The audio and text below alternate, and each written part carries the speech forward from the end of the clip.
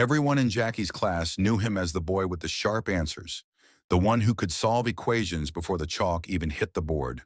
But what they didn't know was that Kwame, the shoemaker's son, carried a secret heavier than any exam. Every morning before school, he helped his father polish worn-out sandals in their small roadside shop in Kumasi. By the time he arrived at school, the smell of leather and glue still clung faintly to his clothes. Kwame was careful, always slipping into class before anyone could ask why his fingers were stained with polish. He excelled in academics, kept his head low, and built an image of someone ordinary, someone safe.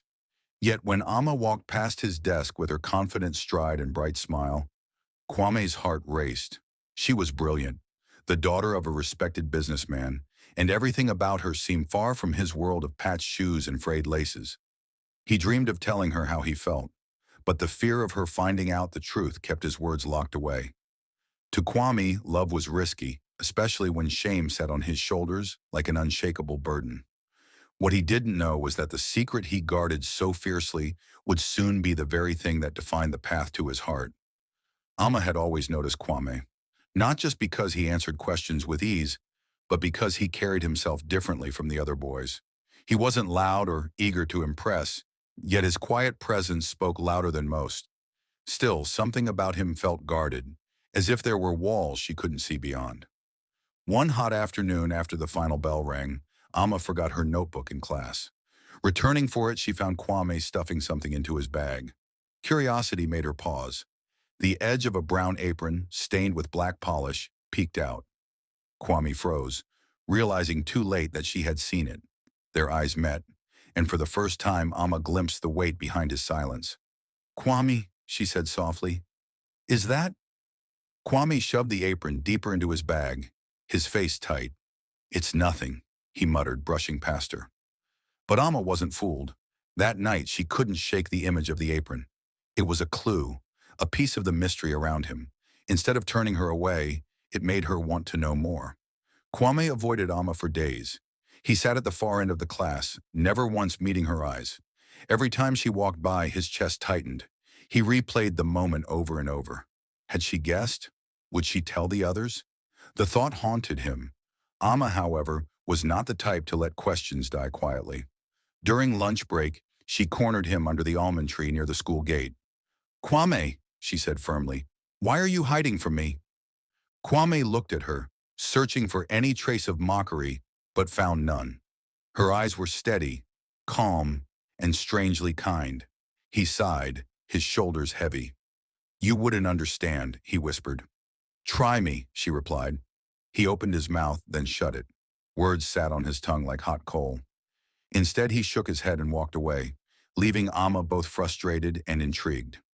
She realized then that whatever Kwame carried wasn't just a secret, it was a wound. What Kwame didn't notice was Kofi, the class clown, watching the exchange from a distance. A sly grin spread across his face. Secrets had power, and Kofi loved nothing more than turning them into a weapon. The sun had barely risen when Kwame slipped into his father's workshop. The small space smelled of leather and glue, a smell he'd known all his life. His father, bent over a worn pair of sandals, greeted him with a tired smile. "Kwame, pass me the polish." Kwame obeyed, his hands moving with practiced ease. For years, this had been his hidden world, the part of himself he never wanted his classmates to see. He admired his father's dedication, but shame clouded his pride. He longed for more, for a life that didn't smell of glue or echo with the pounding of a hammer on soul. "Remember, Kwame," his father said as he worked, "there is no shame in honest labor. Shoes carry people forward. Never forget that." Kwame nodded silently, though the words sank only halfway into his heart. At school, no one respected a shoemaker. Respect came with money, status, and clean hands. Later that morning in class, Kofi whispered loudly enough for others to hear. "Did anyone else notice Kwame's new cologne? Smells like glue." The room erupted in laughter. Kwame's ears burned, but he forced his eyes onto his notes, refusing to look up. Amma shot Kofi a glare. "Grow up," she snapped. But the damage was done. Kwame's secret world was inching closer to the surface, and the walls he had built around it were beginning to crack. For the first time, Kwame realized he couldn't hide forever. Whispers floated across the classroom like restless birds. By the end of the week, everyone seemed to have an opinion about Kwame. Some teased quietly, others chuckled when he walked by. He felt their eyes burning into his back. Each laugh was a pinprick, and the shame grew heavier. Kofi thrived on it. He dropped hints, made sly comments, and exaggerated the smell of polish every time Kwame passed. What had been a suspicion was turning into a narrative, and Kwame felt powerless to stop it. Amma watched closely. She saw how Kwame shrank into himself, how the light in his eyes dimmed. One afternoon, as they packed up after class, she approached him. "You can't keep letting them do this to you," she said firmly. Kwame glanced at her, surprised. "What am I supposed to do? Tell them they're right? That my father makes shoes by the roadside?" His voice cracked under the weight of the words. Amma's gaze softened. "Kwame, it's not shameful. Honest work is never shameful. If they can't see that, then the problem is with them, not you." Her words lingered, though Kwame struggled to believe them. That night, he sat in his room staring at his father's rough hands, the hands of a man who had given everything to raise him. For the first time, Kwame wondered if the shame he carried was really his own, or just the reflection of what others thought.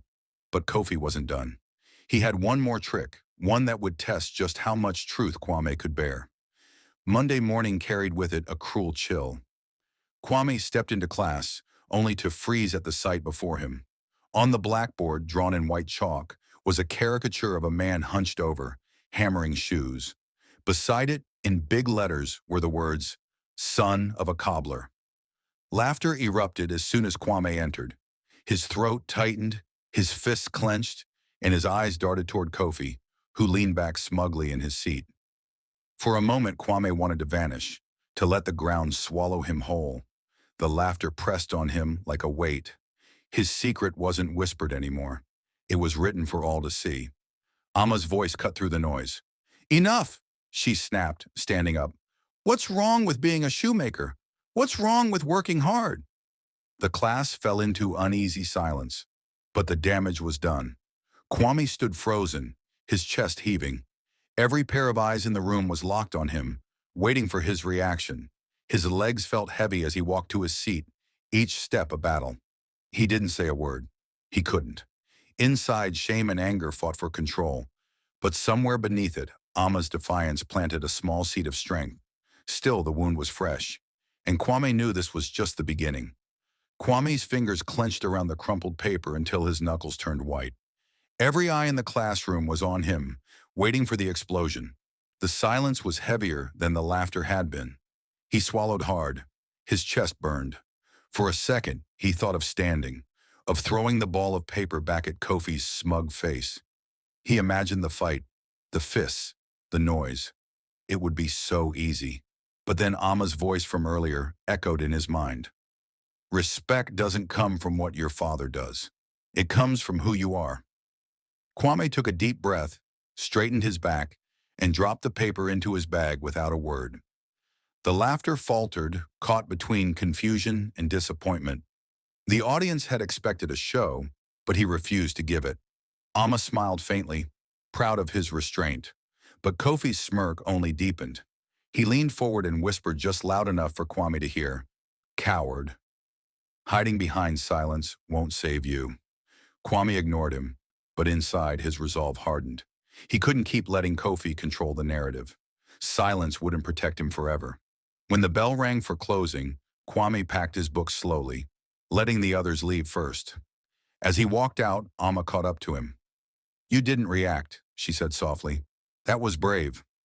Kwame nodded, though his jaw was still tight. "It won't stop, Amma. Not until I do something about it." She studied him, sensing the determination in his voice. Something had changed. Kwame wasn't just surviving anymore. He was planning. And for the first time since the rumors began, the balance between him and Kofi felt like it could shift. The evening air in Kumasi was thick with the scent of roasted plantain and the chatter of neighbors returning home. Kwame walked slowly, his bag heavy on his shoulder, but his mind heavier still. The humiliation of Kofi's stunt lingered, but Amma's quiet support replayed in his head like a lifeline. When he reached his father's small workshop, the sound of the hammer tapping against leather greeted him. The glow from the kerosene lamp lit his father's focused face. For the first time, Kwame didn't feel only shame stepping inside. He saw something else. The discipline, the precision, the honesty in every stitch. "Welcome, Kwame," his father said, wiping sweat from his brow. "Long day." Kwame hesitated. He almost told him about the drawing, the laughter, the shame. Instead, he just nodded. But as he watched his father polish a pair of shoes until they gleamed, something clicked. Maybe Kofi was right about one thing. Silence wasn't enough. If they mocked his father's work, then maybe it was time to make them see its worth. Later that night, Kwame scribbled in his notebook under the dim bulb in his room. He wasn't sketching math problems or literature notes. He was drafting something bigger, a way to flip the story, a way to make Kofi choke on his own words. His pen scratched faster as an idea formed. His hands trembled with both fear and excitement. This wasn't just about defending himself anymore. It was about proving that there was no shame in his roots. At the bottom of the page, he underlined his final note twice. Turn their laughter into respect. And with that, the battle line was drawn.